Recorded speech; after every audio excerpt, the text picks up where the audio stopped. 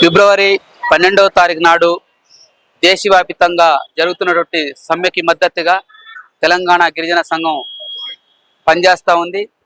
ప్రజల్లో అనేక అపోహలు ఉన్నటువంటి దాన్ని నివృత్తి చేస్తూ తమ హక్కుల కోసం, తమ డిమాండ్ల సాధన కోసం జరుగుతున్నటువంటి సమ్మెకు గిరిజన ప్రజానీకం జయప్రదం చేయాలని చెప్పేసి కోరుతా ఉన్నాం. అయితే ఏదైతే కార్మికులు, కర్షకులు, గిరిజనులకు కూడా ఈ సమ్మెలో అనేక డిమాండ్లు ముందుకొస్తా ఉన్నాయి. ఒకటి, దేశంలో ఉన్నటువంటి ఫారెస్ట్ భూములను ప్రైవేటు ఆదాని అంబానీలకు కట్టబెట్టే కుట్ర జరుగుతూ ఉంది.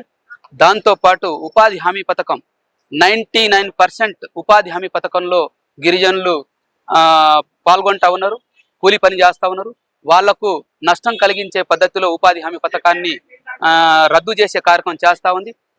గతంలో ఉన్నటువంటి 10% రాష్ట్రం భరించాలని చెప్పేసి ఉన్నటువంటి నిబంధనను ఎత్తేస్తే 40% రాష్ట్ర ప్రభుత్వం నిధులు కేటాయించాలన్నప్పుడు ఖచ్చితంగా అది దానికి సమాధి చేయడం తప్ప ఇంకోటి కాదని చెప్పేసి ప్రజల్లో అపోహగాని వాస్తవాలను గుర్తిస్తూ ఉన్నారు. కాబట్టి ఉపాధి హామీ పథకం చట్టాన్ని సంపూర్ణంగా అమలు చేయాలని చెప్పేసి డిమాండ్ చేస్తూ ఉన్నారు.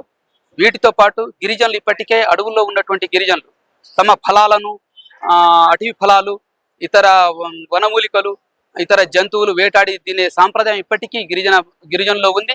అటువంటి అడవి నుండి గిరిజనులను దూరం చేసే కుట్ర కొనసాగుతూ ఉంది. ఇది కూడా మంచి పద్ధతి కాదని చెప్పేసి అనేది ఈ సమ్మె సందర్భంగా డిమాండ్ చేస్తా ఉన్నాం.